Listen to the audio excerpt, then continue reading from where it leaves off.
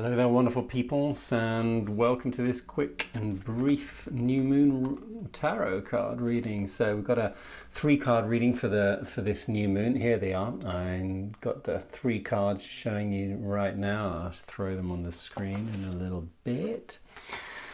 So the card that first came up was this reversed 8 of Wands, and of all the minor arcana cards, this is the card that's most like the original tarot deck, which was just 8 wands. And here they are, 8 wands flying through the sky.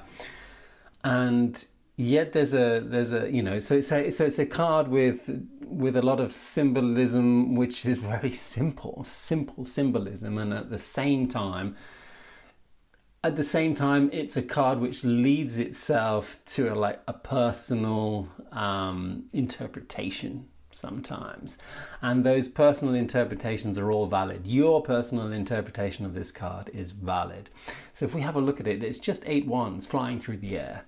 But I always, when it comes to this card, I always revert a little bit to the numerology story and how this 8, or the number of 8, represents with this infinite pattern, but it also represents to a mercurial energy, and a mercurial energy of the mind and the intellect, and how we relate thinking wise to the suit of the choice. And in this card, it's how does our mind relate to our passion? How does our mind relate to this fiery element of inner wisdom, of light, of heat, of transformation, of our sexuality, of how we connect mentally to our purpose? And so these 8 wands flying through the air is us sending our mind out there, or sending our creativity out there into the air element, to see how and what we can bring back down to earth. And yet this card is upside down, but I think it's upside down for a reason. When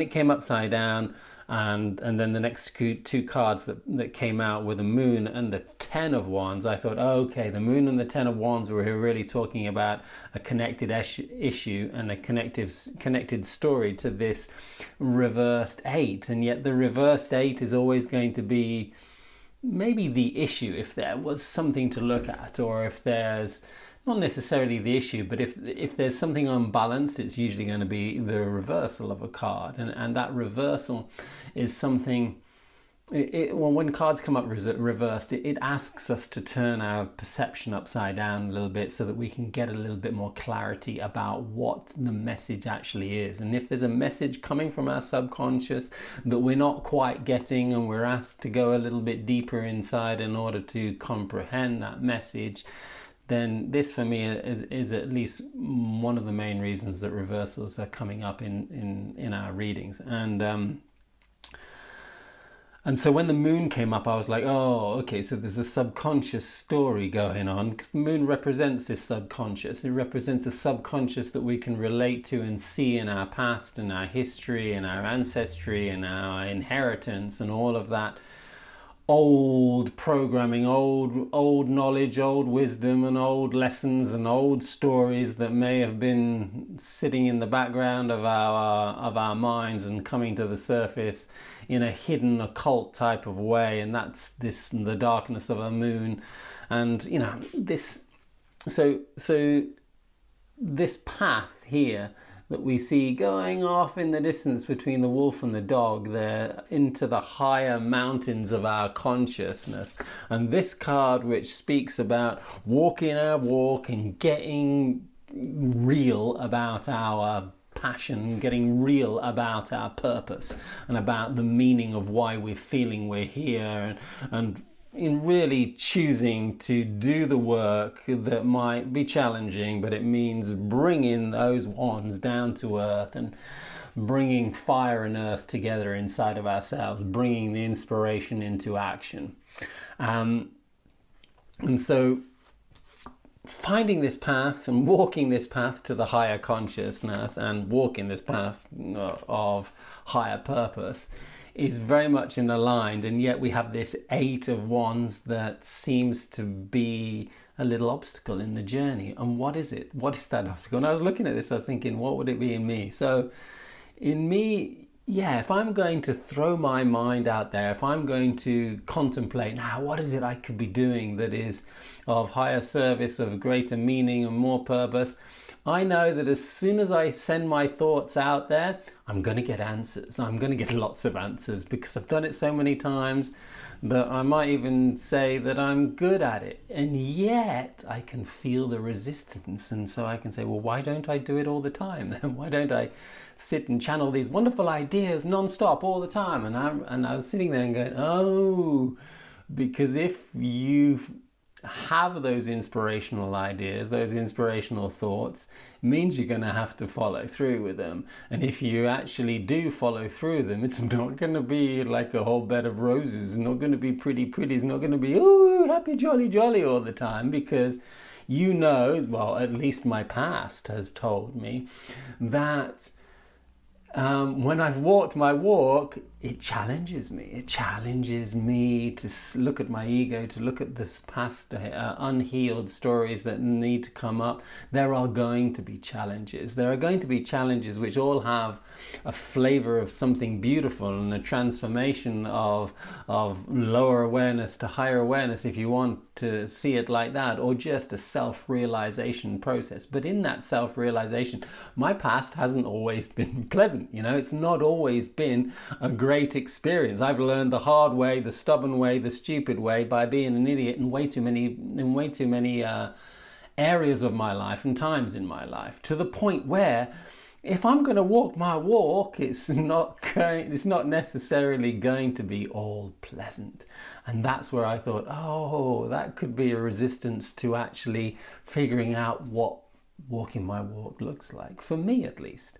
And for all of you, it might be something different, and there might be some other version of resistance as to why you don't take your mind and go there and ask that question and contemplate and say, hey, what would the higher version of me do? Hey, what would it look like? What do I want my life to look like? And how can I live a more integrated, a more authentic version of myself? How could I just be more genuine? How could I be more honest? And how can I call in spirituality into this world that seems to be calling my attention to make so mundane at every available opportunity? How can I do that? What is it that I might need to let go of? What is it that I'm holding on to in my past that might be a resistance to me actually freeing the way I think and transforming my journey into something more meaningful in my life? And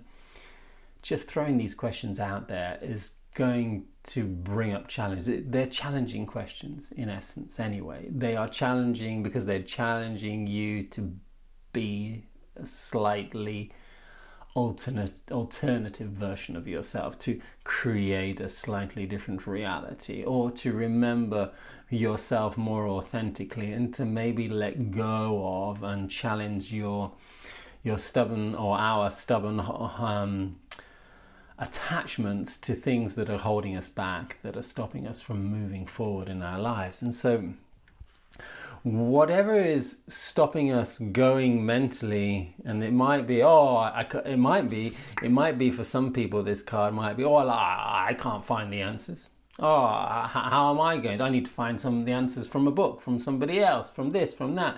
There's no point in me sending my thoughts out there into the stratosphere to get the answers to what is my spiritual path. I don't know anything about that.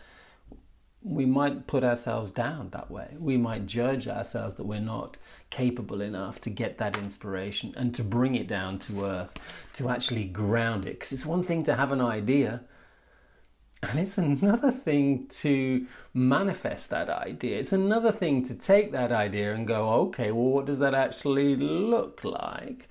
And go, well, okay, it looks like a little bit of work here and a little bit of work there. So if you actually own the idea, you've got to own the work that comes from it.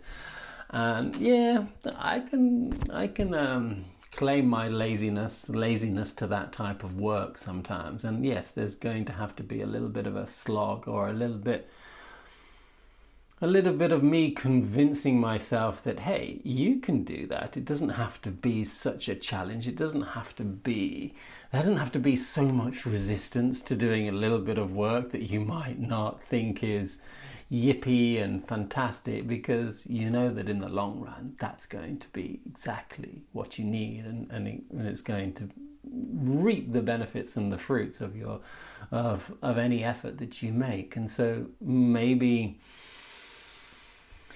asking our mind to go someplace and then following through with what we hear as guidance or what we might receive as inspirational ideas is also where some of that resistance might be. But we're brave, we're strong, we're capable, we're mature.